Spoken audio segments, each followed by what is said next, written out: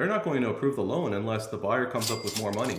So really, we need to sell this house 3 times and convince these 3 parties what your home is actually worth before it even sells. So how does the buyer and the appraiser, for example, determine the value of your home?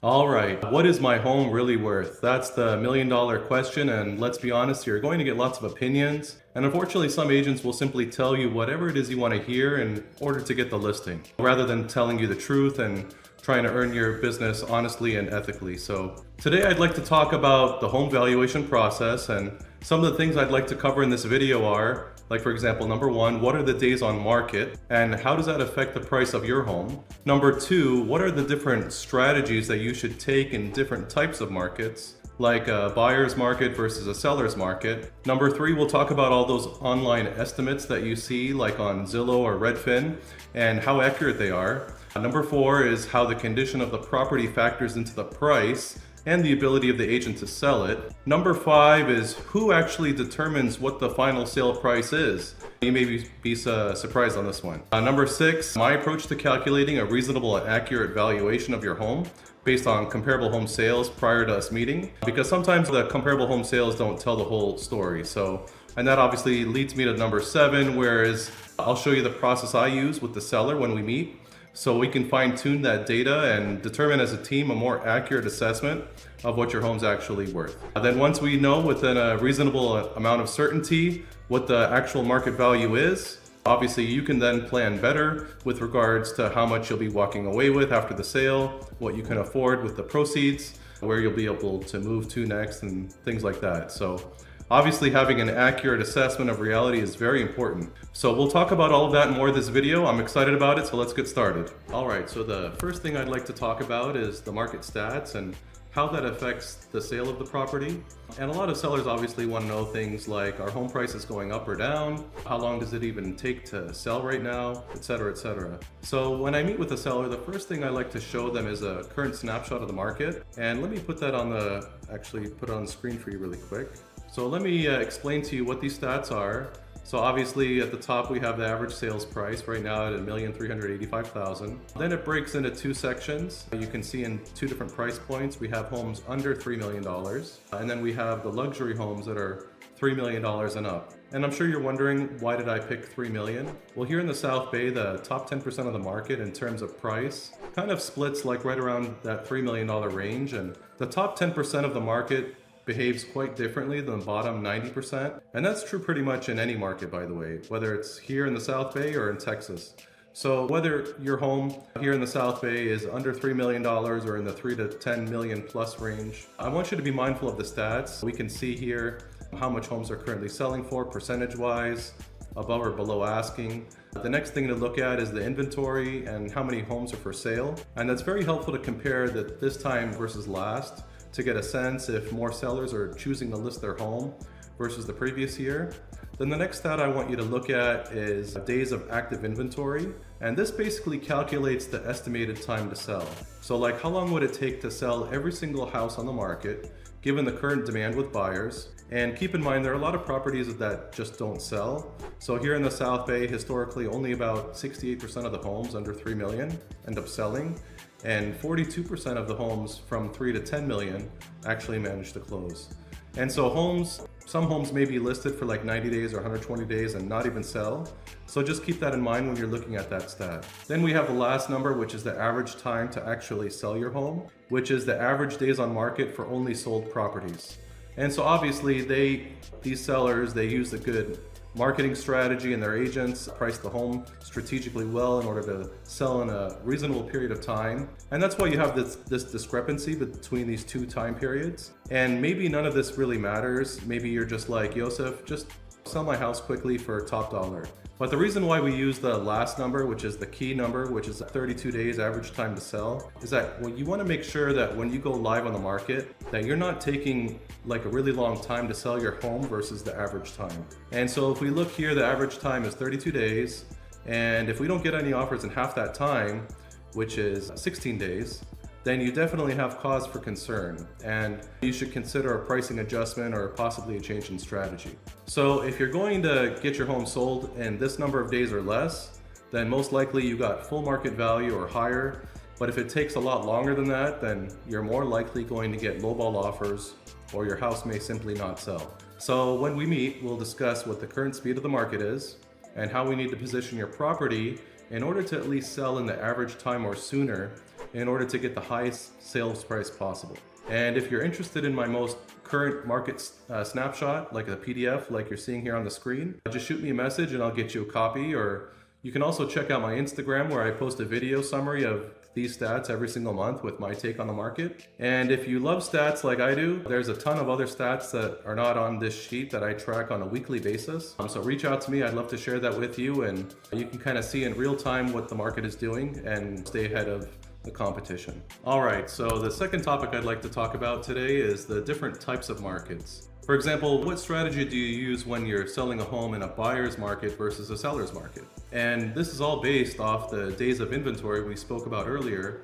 And when that number is really low, that means inventory is low and homes are selling fast. Versus when that number is really high, it means trouble for sellers that don't position their properties correctly. For example, anything under 90 days of inventory is considered a seller's market, and under 30 days is a very strong seller's market, like we saw in like 2021, 2022, versus where if it's 150 days or more of inventory, that's a buyer's market. Like in 2008, we had over 300 days of inventory in order to even sell a property. So if the days of inventory starts to shoot up all of a sudden, then that pricing the home competitively will become very critical. Obviously, in a hotter seller's market, you might get away with listing the property, say 2 to 5% over market value, and possibly still get multiple offers. While in a buyer's market, if you price it at 2 to 5% over market value, that's basically like the kiss of death, and all the buyers are going to stay clear of that property. And when prices are declining, the worst thing you can do is price it too high and chase down the market while just basically helping your neighbors sell their homes instead. So right now we still have a seller's market, not as super hot as before, but still a seller's market, and obviously that could change. And so when you talk to an agent you like and trust, they can help you strategize on how to position your property in order to get it sold, regardless of the type of market we're in. All right, so the third topic I'd like to talk about is online estimations. And obviously these online estimator tools that you've probably seen online, I mean, I'm not gonna lie to you, I love going on Zillow and Realtor.com and Redfin and looking up my house on all three of them and seeing what they think it's worth. And there's definitely value in that, like getting a rough estimate, because you get a sense of where the market is trending, like up or down. And so I'm not gonna say it's not valuable or useful, but there's a couple things to consider when looking at those estimations. The first is Zillow or Redfin or whatever, they obviously have no idea what the actual condition of your home really is. They can get a rough idea. For example, if it was built 2 years ago, then most likely it's still in excellent condition. But if it hasn't been sold in 10 or 20 years or more, then really they have no clue, and they're simply going to go by averages in the neighborhood. And they obviously like to err on the side, like the high side, in order to keep their users engaged. Like I had a listing in Redondo Beach where the Zestimate was around 1.3 million. We listed it for much higher, then suddenly as soon as we sold it and got a record price at 1,770,000, Zillow finally adjusted their Zestimate exactly to what it sold for. And this house hadn't been on the market in over 40 years, and so basically what you're seeing is pretty much an estimate of the average condition home in that neighborhood, maybe rounded up a little bit or sometimes just completely off. So the second problem with these online estimators is that all the variables it has in terms of calculation, for example, like things like the view, which of course is huge in the South Bay. Like in Manhattan Beach, you could be on one side of the street that gets a full ocean view, and on the other side, it could just basically be a view of nothing. And that view could be a difference of $1 million. So then you have things like upgrades and premium finishes and all those other kinds of considerations that these online estimators just really don't know. So if you need a very accurate estimate of what your home is really worth, then you need a professional evaluation. I want you to think of it like this. If you go to a doctor, they can check your pulse and temperature and get a rough idea of how you're doing. And that's definitely useful information. But the real expertise comes from something like a full blood panel or an x-ray, and then obviously having that professional interpret all those readings to get a precise diagnosis of the situation, to give the patient clarity and a direction for treatment. And so it's the same thing with a skilled real estate agent versus these online estimation tools. You want an accurate assessment of what's really going on with your house, so you can get it sold for the top dollar and in a reasonable period of time. And so these online estimation tools, they're useful, and they can give you a rough idea within 10 to 15%, but they're not precise like an evaluation by a true professional. So just keep that in mind. All right, number 4, let's move on and talk about the condition of the home. And by the way, you may have heard otherwise, but the condition of your house plays a very small role in the agent's ability to create high demand and multiple bids. What matters much more is the perceived value in the eyes of the buyer. For example, I've seen highly remodeled homes that are overpriced and needed major price reductions. I've also seen really nice remodeled homes that were priced strategically lower and got like over 50 bids to push the price well over market value. Now, on the other hand, I want you to also consider homes that are in very poor condition. I've seen homes in Palos Verdes, for example, that are red tagged because of moving soil and a cracked foundation, and they're literally sliding down a hill in slow motion. And the ones that were priced strategically well were still able to get multiple bids and force the absolute highest price on that piece of land. And yes, if you have the time and money to make fixes and whatnot, maybe you could sell it for more or net some additional profit. But once you've done everything you're going to do to that property and you've decided now that it's time to put it on the market and get it sold, then the ability to sell it for the most money possible in its current condition really all boils down to offering lots of value to potential buyers. So I want you to imagine for a moment a property these days in the South Bay. You have starter homes for like over $1 million. Let's say there's a home and the kitchen is old with tile countertops and the backyard is small and the whole house needs a paint job. Now, if you price it right around market value or even strategically lower, people are going to come in and say things like, wow, this is super cute. I love the retro kitchen. These Spanish tiles are really nice and the backyard is really cozy, and man, there's a lot of people in here. I think we're going to have to bid a lot to get this house. But if you price it too high, those same exact buyers will come in the same house and instead may say something like this: damn, this kitchen is a disaster. And what's up with that backyard? It must be the smallest yard in the entire neighborhood. Who the heck priced this house and what were they thinking? So, I mean, what's the difference here in these two different scenarios? It wasn't the house or the buyers. It was the perceived value. So you want buyers to come in with enthusiasm about your property and be pleasantly surprised when they get there, because that's what ultimately will get someone to write you a great offer. Selling a fully remodeled home is nice, and you can like show videos on Instagram of how you're knocking out the walls with a sledgehammer and all that fun stuff. But ultimately what sells a home is a higher perceived value. What you don't want is for people to come in and wonder what it is they're missing or why it was just priced so high. All right, so number 5, I'd like to talk about who determines the price of your home. So obviously price is a sticky subject, and it really just boils down to this. Regardless of what I think your home is worth, I don't set the price, and even with respect to what you think your home is worth as the seller, that's not going to determine what it sells for either. So who determines what your home sells for? Well, the buyer, of course, but did you know you actually need to sell your home 3 times in order to get it sold? So the first person you need to convince, of course, is the buyer. And basically the buyer needs to get excited about buying the property. Then they'll do their own homework and see what homes are actually selling for. And if they feel yours is the best, they'll offer more. And if they feel it's worth a little bit less than the other ones they've seen, maybe they'll offer less. But the first step, of course, is we need to convince that buyer to buy the property. And then, of course, we still need to convince 2 more people of what your home is worth. And the next one is going to be the home inspector. Because whoever the buyer chooses to hire, that inspector, if they find a problem, then that's going to be a problem for you. So let's say we get over that hurdle, we still have one more person to convince, and that's basically the bank, or more specifically their appraiser and underwriter. Because if the bank believes that you're paying too much, they're not going to approve the loan unless the buyer comes up with more money. So really, we need to sell this house 3 times and convince these 3 parties what your home is actually worth before it even sells. So how does the buyer and the appraiser, for example, determine the value of your home? Well, I want you to take off your seller's hat for a moment and put on a buyer's hat for the time being and pretend like you were buying this house all over again. So how would you price it? Well, I mean, you'd probably look at the comparable homes that are recently sold and probably put extra weight on the ones that recently sold.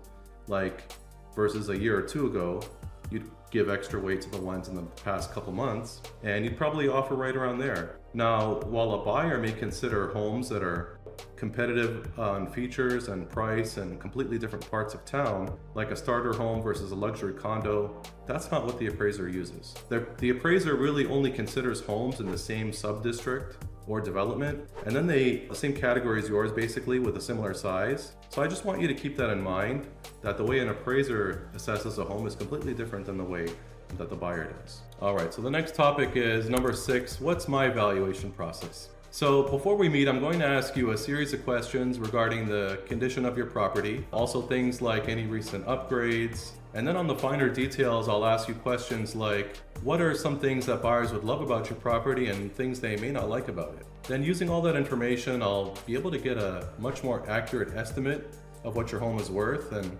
I'll be able to make those adjustments based on the condition, much like an appraiser would. So when we meet, I'm going to prepare a spreadsheet, and let me show you what that looks like. So if you look here, this kind of gives a little bit of an overview of your property and what the market stats are. So for example, the current expected time to sell is 32 days. Year-over-year appreciation is 5.2%. Month-over-month is 1.3%.